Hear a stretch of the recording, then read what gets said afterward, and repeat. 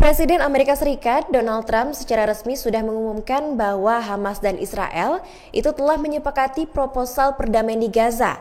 Hal ini menandai langkah bersejarah setelah 2 tahun konflik yang menelan puluhan ribu korban jiwa.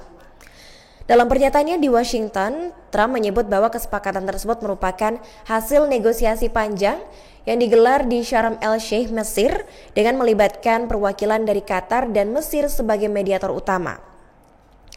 Kabar itu sontak disambut dengan euforia dari jalur Gaza, wilayah yang 2 tahun terakhir porak-poranda akibat perang tanpa henti antara Hamas dan juga Israel. Di jalanan Gaza, ribuan warga tampak bertumpahan sambil bersorak mengumandangkan takbir.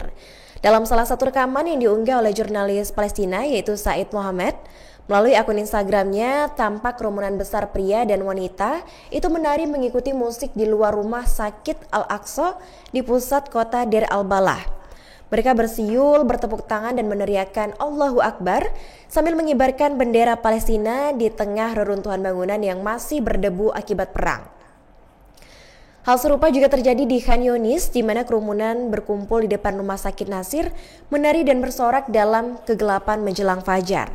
Bagi warga Gaza, kesepakatan ini bagai secercah cahaya di tengah kegelapan.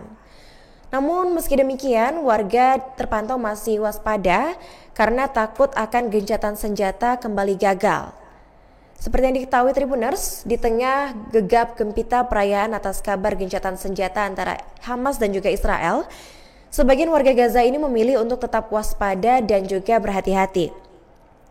Mereka khawatir kesepakatan yang diumumkan dengan penuh optimisme itu akan berakhir seperti perjanjian damai yang sudah-sudah runtuh dalam ledakan dan juga darah.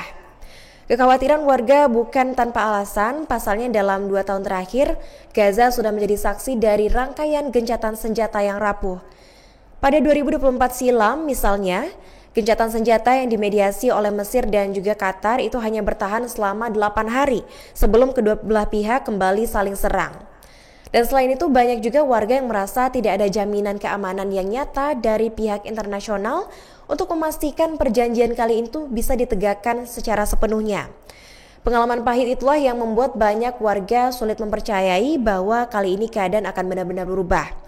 Terlebih, kondisi di lapangan pun belum menunjukkan tanda-tanda stabil, di mana militer Israel atau IDF itu masih mempertahankan pasukannya di beberapa titik perbatasan Gaza, juga mengeluarkan peringatan agar warga tidak kembali ke wilayah utara. Dan langkah ini memperkuat persepsi bahwa situasi masih jauh dari kata aman. Download Tribun X sekarang, menghadirkan lokal menjadi Indonesia.